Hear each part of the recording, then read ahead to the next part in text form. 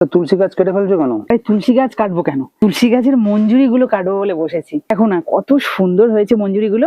আর এই যে এইগুলো শুকনো হয়ে গেছে, আর আমি এগুলো প্রথম দিকে তুলিনি এই কারণে, মাঝখানে একবার তুলেছিলাম অবশ্য, তবে কিছুদিন বন্ধ করে দিয়েছিলাম কারণ এই যে শুকনো হয়ে গেছে, এইগুলোর ভেতরে যে ফলটা রয়েছে এটা যাতে নিচে পড়ে আবার যাতে ছোট ছোট চারা গাছ হয় তার জন্য রেখেছিলাম। আজকে কেটে দিচ্ছি কারণ প্রচুর পরিমাণে হয়ে গেছে তো মঞ্জুরি, আর এতে করে গাছটা একদম ছোট মানে শুকনো হয়ে যাচ্ছে যেন। আর দূরে আছে গাছ, আর বাড়ির সামনে একদম আমাদের দরজা মুখের সামনে, আর এদিকে কিন্তু এই যে মন্দির আছে তার সামনে এই গাছটা। আর এত সুন্দর ঝাঁকড়া, মানে ভীষণ ভালো লাগে কিন্তু তুলসী গাছ। আর তুলসী গাছের পাশে আসলে এত সুন্দর একটা সুগন্ধ, দারুণ।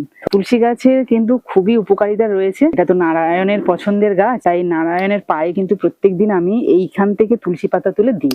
এই দেখো হাত দিয়ে কাটছি না কারণ বেশি মানে ওইভাবে নখ নেই তো কাটা যাচ্ছে না, তাই কাঁচি নিয়েছি, কাঁচি দিয়ে কাটছি, জানি এই গাছের আঘাত করতে নেই। কাঁচা পাকা সব কেটে নেবে? হ্যাঁ, কেটে আমি এখানে ফেলে রাখবো যাতে ছোট ছোট চারা গাছ বেরোয়। এই দেখো না গাছটা আরো দেখতে ভালো হবে। আমাদের কিন্তু 3টে তুলসী গাছ রয়েছে। এই যে একটা, এই যে মন্দিরে দেখো, এই যে মন্দিরে এই একটা আছে, আর একটা হরি মন্দিরের উপরে। তবে সব গাছগুলোই ভালো হয়েছে। হ্যাঁ, ওগুলোর কিন্তু মানে ডাঁটাগুলো কালচে টাইপের। ওগুলো কি রাধা তুলসী কি কৃষ্ণ তুলসী বা রাম তুলসী আমি জানি না, তবে এটা তো যে নর্মাল যে তুলসী গাছ সেটাই। তোমরা অবশ্যই একটু কমেন্ট করে জানিও ওই গাছগুলোকে রাধা তুলসী বলে নাকি রাম তুলসী বলে। কত সুন্দর ভরে ভরে রয়েছে, প্রত্যেকদিন জল দিই তো এই গাছগুলো।